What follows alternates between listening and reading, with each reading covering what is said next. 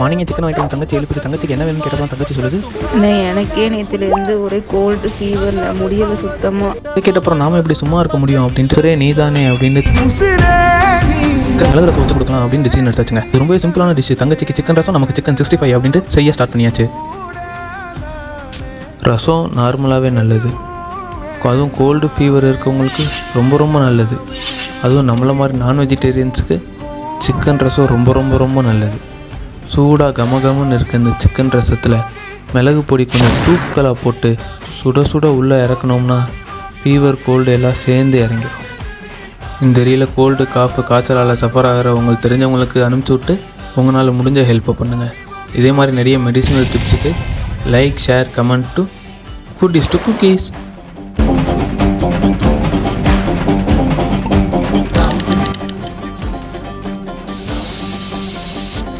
Guys, அதே மாதிரி ஒரு 100 லைக்ஸ் 100 சப்ஸ்கிரைப் கொண்டு வந்தீங்கன்னா சிக்கன் 65 வீடியோவோ உங்களுக்கு வந்து சேரும். Thank you so much. Video tata bye bye. See you.